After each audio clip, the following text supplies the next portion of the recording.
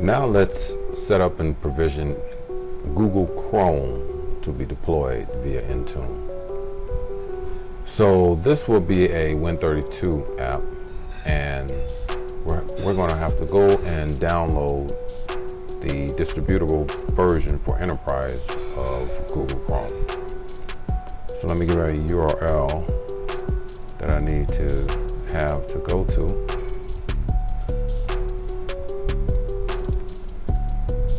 This URL will be in the comments for you to use and access. And here I'm going to get the Chrome bundle for Windows 64-bit. I've already did this registration, so I'm not going to do it again. And I'm also going to get the Mac version, because I'm going to also demonstrate deploying this to a Mac as well.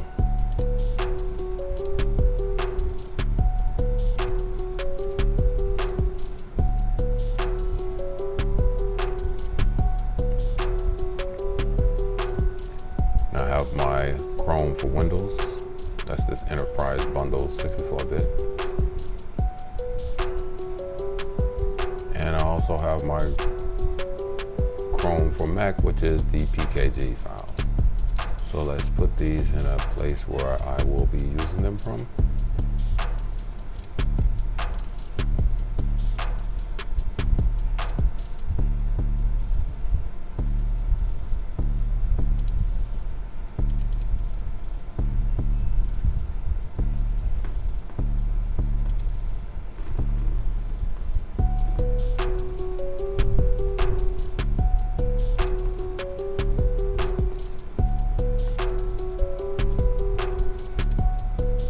Unzip the Chrome package for Windows.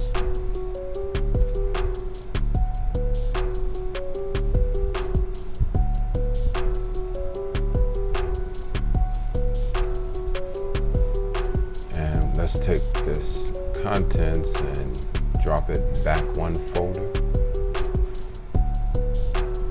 And I want to put that here. So now I don't need either one of these. And I also have the Mac version. So I'm going to add a folder for Mac and add a folder for Win.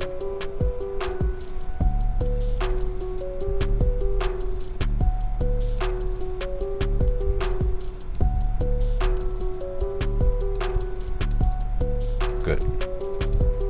Now I have my Mac versions and my Windows versions. So now what I need to do is convert this installer into an IntuneWin file so that it can be uploaded into Intune. So let's start by going to my previous folders I have created. And let's open up a command prompt.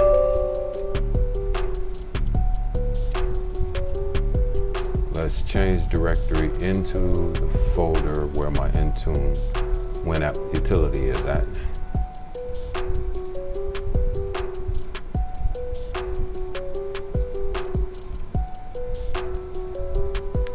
Get the first part of my command line ready, which will be just the Win app utility.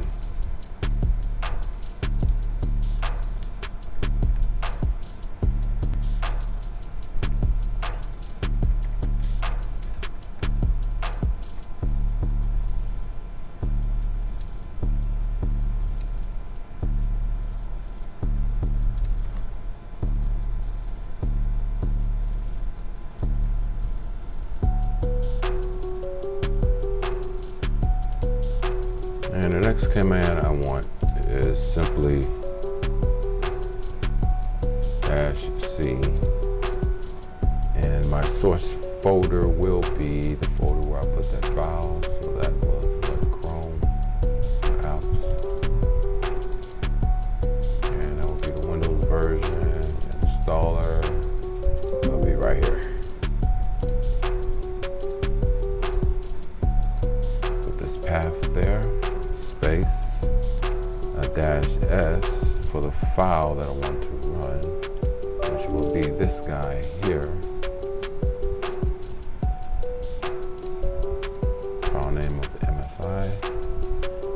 my last command, which will be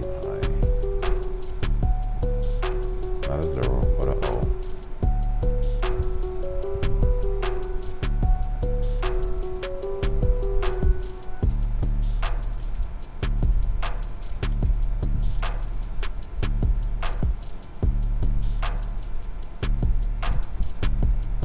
And my output folder. And I think I already have an output folder ready for this. That would be this right here. As you can see, I've done this before. And my output folder. And that's it. This should create my Win32 file out of this installer.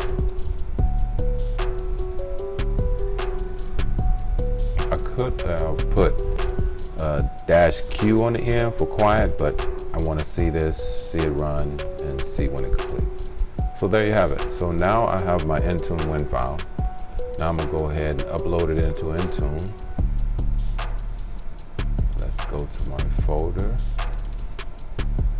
grab the output folder path, let's minimize everything else that I don't need at this time. Let's go to the company portal, go to apps, Windows, because this will be a Windows version. Click add, app type will be Windows app Win32. Click select app package file. Then for the app package file, click select file and navigate to your folder where your IntuneWin file is at. I have the path in my session, so I can just paste it here. Click open to navigate there, and then simply double click my IntuneWin file for the Chrome application. Then click OK. Now I want to give it a little bit of different name just so I can notice it in the console. I can leave that name there, and note if you want to edit this, you can see I can't edit this. You have to click this little edit description, and then you can edit this. I want to point something out. You see how you have these little markups so you can customize the view of this, like for bold. See how it goes bold and italicized down here? That's good and fine and all, but it doesn't necessarily work throughout all where this is viewed. I noticed it in the console that this showed up I noticed in the company portal that this showed up with the stars as opposed to bold. So it's up to you if you choose to use that.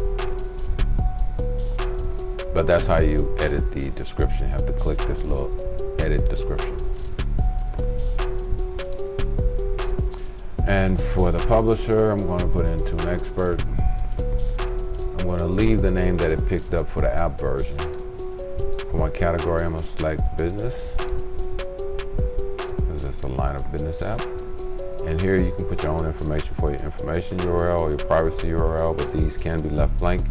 And I want to add a icon. I believe I have some icons available for Google Chrome. Let's see. Maybe not. I'm gonna have to go get it. Yes, let me go get it right quick. Okay, I have my icon ready.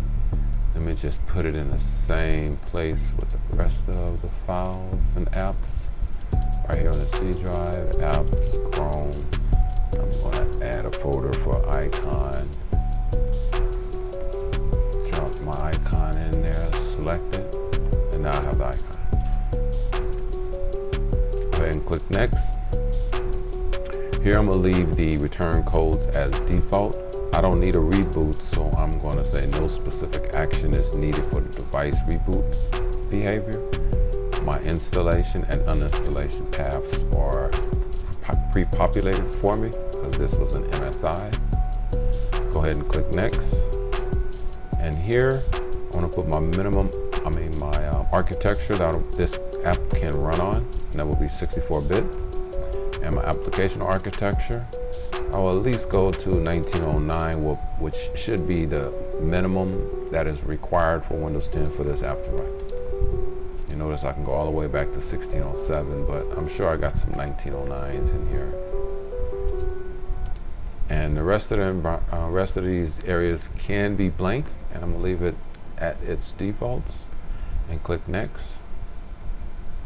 And my rules format, I'm going to use a manually configured detection rules, and I'm going to use a check whether the file of Google Chrome is there on the system or not.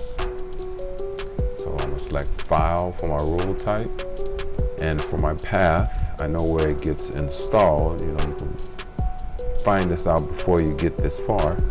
So I'm going to copy my path. My path includes an environment variable, which is program files. This is where I know the Google Chrome file will land.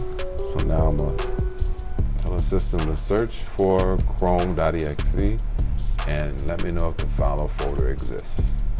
I do not need to associate this as a 32-bit app on 64-bit clients. So I'm going to go ahead and click next. OK. You saw that. I clicked OK. Now I'm going to click next here because my detection rules are set. And I don't need no dependencies set here at this time. By the way, that dependency feature kind of recently came out, so that's pretty cool how it works. You can have other apps deployed before this one is deployed, or any other apps. Go ahead and click next on my supersedings. Don't need none of that as well. And instead of making it required, I'm going to just show this app in the company portal by making it available on enrolled devices. And I'm going to use the all users group that I have. Click next, and then click create to actually create it. Here you'll notice it's going to take a while to upload because this is an actual payload of content that is uploading to Intune. As you can see, it's 79 megabytes. We will let that finish.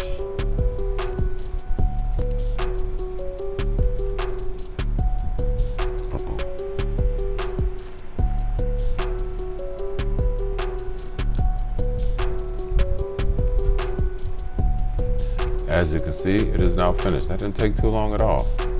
So now let's click on properties to see what we have up there. And I'm gonna click on overview. Device status shouldn't have nothing now.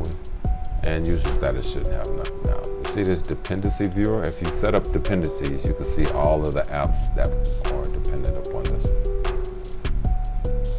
So now we should be able to see this in the company portal in a couple of minutes. So let's go to one of the virtual machines that I previously set up.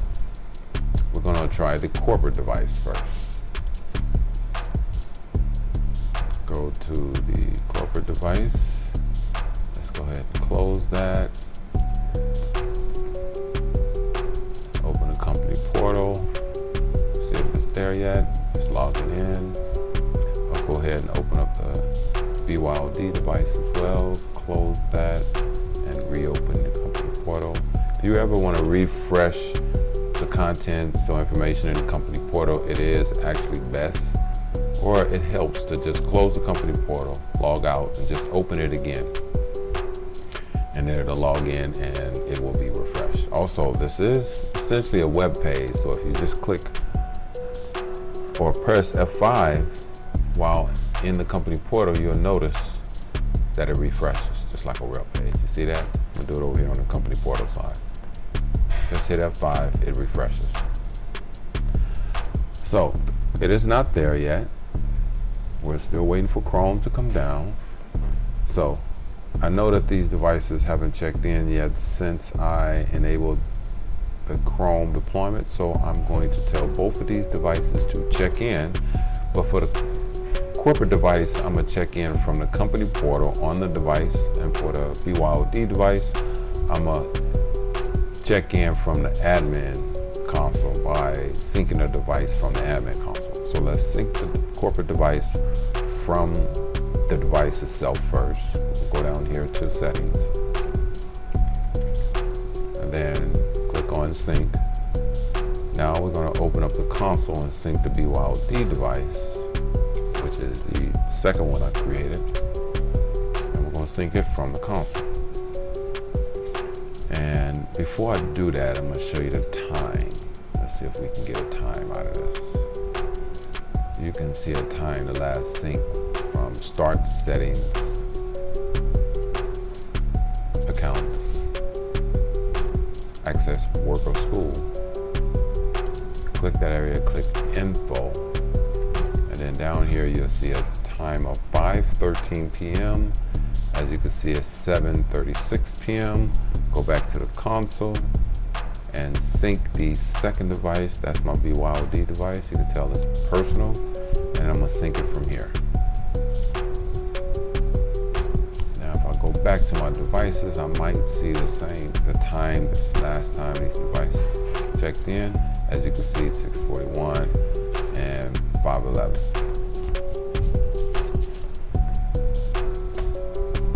So let's go back to the corporate device now and see if it finished syncing yet. And let's go to apps. And we have the company portal and Microsoft 365 apps, and Chrome is not yet there. So I'm gonna go ahead and close this console.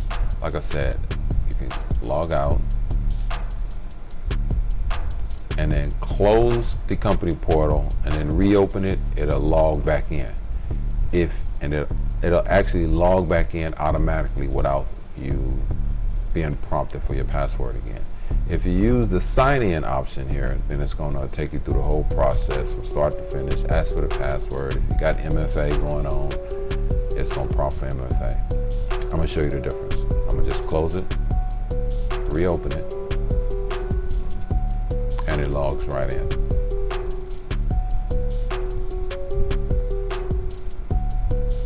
Now, if I log out, and if I try to log in here without closing it, it's not going to automatically log in. It's going to force me to use my password.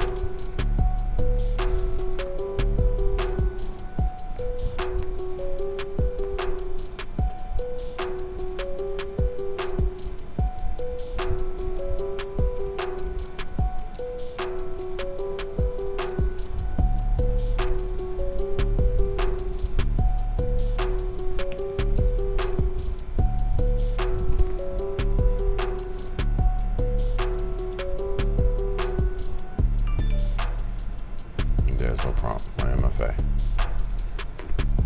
Now I can get in.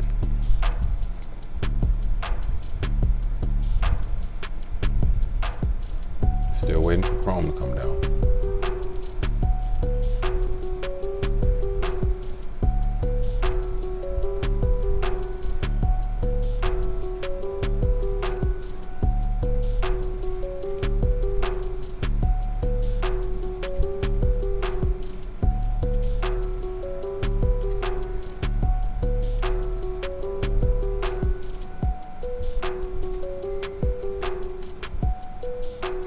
Top 13, sync.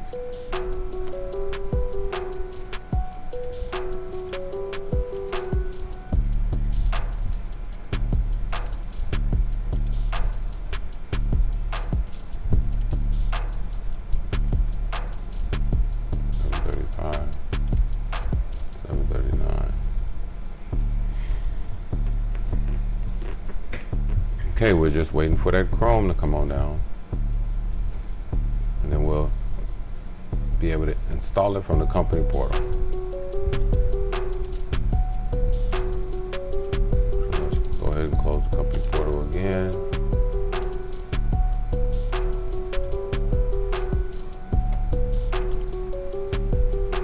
Actually, I meant to open the company portal, and that's right here. Automatically logs me in.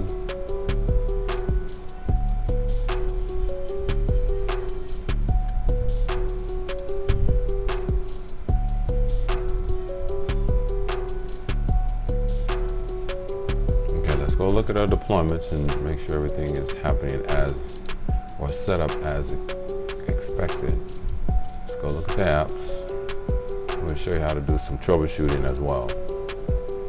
Like I said, this is real world experience you're viewing here right now.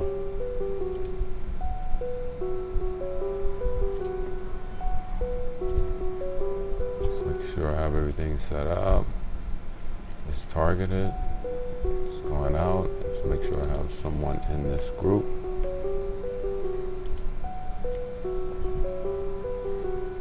Let's open it, which I'm sure I have myself in the group. Should have one member. So now let's start from the troubleshooting area. Troubleshooting plus support. Select user. And this will tell you what's all targeting the user. As you can see, Google Chrome app is targeted, set available. It is there, it is waiting.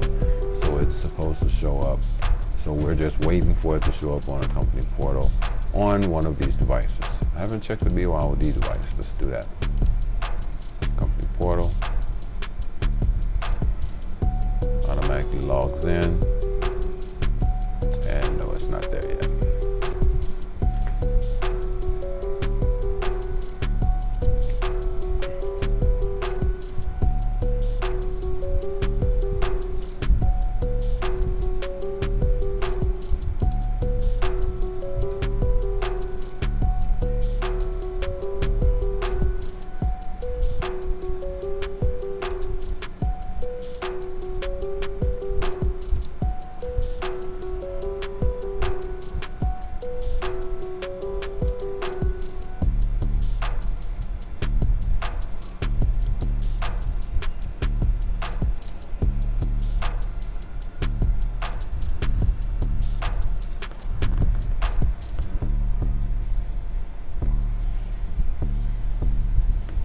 And there you have it.